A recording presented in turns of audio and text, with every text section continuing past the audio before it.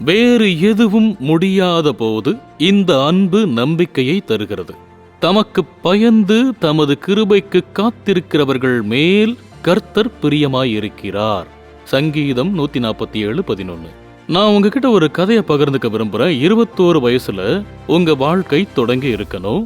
ஆனா பெசியானாவுக்கு தன்னோட வாழ்க்கை இந்த இளம் வயசுலயே முடிஞ்சு போன மாதிரி தெரிஞ்சிச்சு. பெசியானா 2 சிறு குழந்தைகளுக்கு தாயா இருந்தாங்க.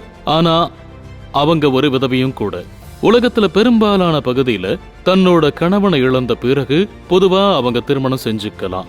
ஆனா பெசியானா இருந்த பகுதியில விதவைகள் பொதுவா திருமணம் செஞ்சுக்க மாட்டாங்க. அவங்க வயசு எதுவா இருந்தாலும் சரி, அவங்க பயன்படுத்தப்பட்டவர்களா கருதப்பட்டாங்க. எந்த ஒரு அதிகாரமும் கிடையாது, எந்த ஒரு மதிப்பும் கிடையாது, நம்பிக்கையும் கிடையாது. இன்னும் சொல்ல போனா அவங்களோட சொந்த குடும்பம் கூட அவங்கள திரும்ப கூட்டுக்கு விரும்ப மாட்டாங்க. மிச்சம் இருக்கிற நாட்கள்ல பெசியானா தன்னோட கணவர் வீட்டிலேயே தங்கி தன்னோட மாமியாருக்கு பணிவிடை செய்யணும்.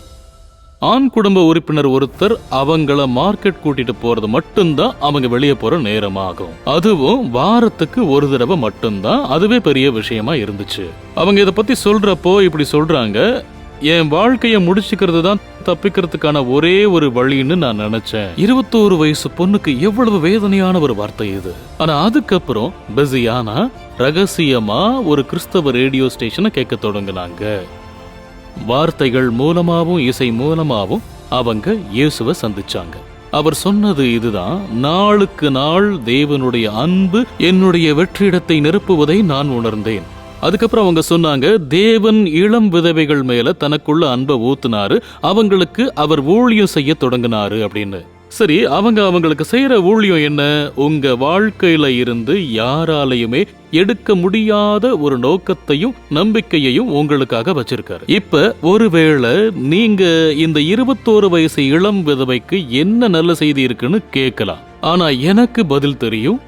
இயேசு அவர்தான் என் நற்செய்தி ஆவாரு. இது உங்களுக்கு பரிச்சயமா தெரியலாம். நீங்களும் கூட ஒருவேளை நம்பிக்கை இல்லாத சூழலை எதிர்கொண்டிருக்கலாம். நீங்க எங்க இருந்தாலும் சரி, பெசியானா வாழ்க்கையில இயேசு நற்செய்தியா இருந்த மாதிரி உங்க வாழ்க்கையிலயும் அவர்தான் நற்செய்தியா இருக்காரு. பாத்தீங்கன்னா நீங்க எந்த சூழ்நிலை இருந்தாலும் அன்புக்கு உங்களை நிரப்பவும் உங்களை மாத்துறதுக்கும் சக்தி இருக்கு. ஏன்னா அவர் இப்படி சொல்றாரு, தமக்கு பயந்து தமது கிருபைக்கு காத்திருக்கிறவர்கள் மேல் கர்த்தர் பிரியமாய் இருக்கிறார். அதாவது உங்க நம்பிக்கைய நீங்க அவர் மேல வைக்கிறப்ப, அவரோட மாறாத அன்பு நீங்க நம்புறப்ப, அவர் உங்க மேல பிரியப்படுவாரு. அவர் உங்க சூழ்நிலைய மாத்துவாரு. அதோட தன்னோட அன்பால உங்களை நிரப்புவாரு. அது உங்க வாழ்க்கைய மாத்தும். இந்த வார்த்தை மூலமா தேவன் ஆசீர்வதிப்பாராக.